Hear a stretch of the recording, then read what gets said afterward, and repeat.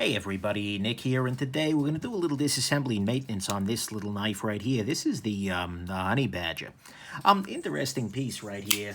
Ay, ay, ay. Got a bird, angry hummingbird out there. Anyways, this little knife right here is a very interesting piece in that it is pretty inexpensive. This was actually sent to me by my buddy Chris, who generally has a good track record of sending me stuff I really should check out. Not that my other buddies don't, but still, it's a thing. So yeah, keep that in mind. One other thing to note is I'm using these Scout leather bit driver guys here. You know, everything else I'm going to be using is just straight out of my knife disassembly toolkit videos. So check that out. And I'm just checking to see whether these are going to work in the long term. And the only way to check that is by using them regularly. Now, you free spinning, Loctited? What's you? That's not coming loose. I'm going to put a little more torque on these guys using a T8 bit here. Actually going to switch T8 bits because those are fresh T8s, and if I'm putting a little more torque on there, I want to keep these safe. And to get a little bit more torque, and by the way, using a little more torque is not something I generally advise, but there we go. Okay, this gives me a little. Is it just free rotating? No. Okay. But it can be the helpful. It can be the helpful, guys. Ay, ay, ay. But it can be helpful when you've got something like this where it's just like you're not sure whether it's a lack of torque, and here you got a bunch of freaking thread locker on there. So whatever it is, that should be fine. Then looks like T6 in the top here. Hopefully this doesn't require as much torque. No. Okay, great. Put that there. That there. I do like the fact these got these bearings. Make it nice and satisfying to pop things out. Alrighty, let's see what we can do here for this guy. Okay. That's ugly. I don't know what kind of oil they're using, but it's probably toxic to everything. Whoa there. And we'll pop this loose here. Beautiful.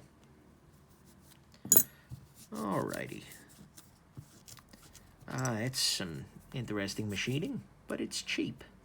I think that's kind of the thing that's going to be a factor in this review. There's going to be a fair amount of, but it's cheap going on, and that's not necessarily perfect, but it is certainly something to keep in mind. Clean this off, remove whatever toxicity we got going on there. And all I'm using here is a little cloth saturated with 91% isopropyl alcohol. But, you know, a simple green or something like that would do just fine too, if you're really looking at degrease. It's got some serious burrs here. You can see they must have machined it with the lock bar in place and then broken that tab and then done that. Some, I don't freaking know. Something like that. I'm hoping that this will run even better than it was running with, you know, better lubrication, better cleanup, that kind of thing. You know, it's the case that if somebody who really gives a damn, and I tend to give a damn, does a disassembly on something, especially if you're looking at a really budgety sort of piece, you can often get better results in terms of action than somebody who's working at a factory and needs to do, you know, 10 of these in the next 3 minutes can ever do. Not, you know, a down on the factory necessarily. It's just a simple fact of economics that somebody at home who gives a damn will be able to do a better, more careful job than somebody who's being paid to do it very, very, very, very, very freaking quickly is going to be able to do. So I'm just cleaning this out here using a little bit of a Q-tip here. A little bit of a Q-tip. In fact, I'm using the relevant portions of a Q-tip to pop this out here. And then we are nearly, I need to wash off the bearings. So the way that I'm going to do that is I'm going to take another one of these little cloth cleaning swatches. Check my knife disassembly toolkit video for details. I think I already said that, but whatever. And I'm just going to put some booze on them and then rub the bearings sort of along that, just to clean off. And you can see here I'm getting some of that yellow gunk out of there, which is great because whatever it is, I'm probably using a better oil. I'm going to go ahead and use nano oil here. It's a specialized product, but you can also use Daiwa real oil, 3-in-1 if you feel like it. Whatever works. It's a budget knife, and, you know, I understand that especially people who are new to the hobby may not want to pay big money for a lubrication solution. And frankly, lubrication, yeah, it gets you a little bit of extra performance if you pick some good stuff, but it's not like, oh my God, It's not the difference night and day sort of thing. So keep that in mind. Then what I'm doing here is I'm just cleaning off the, trying to get some of the thread locker off of here. Because holy crap is there thread locker. Pop this loose. Beautiful. Alrighty.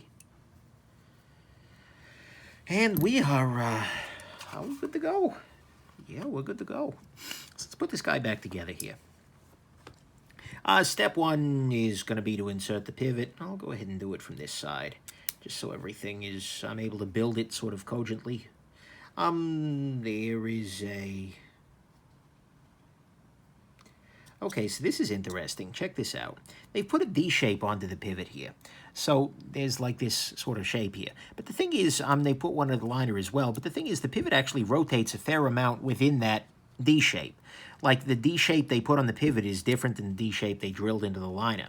Which means that, and that was why I was being so confused, is because it was turning a little bit and then stopping, then a little bit and then stopping.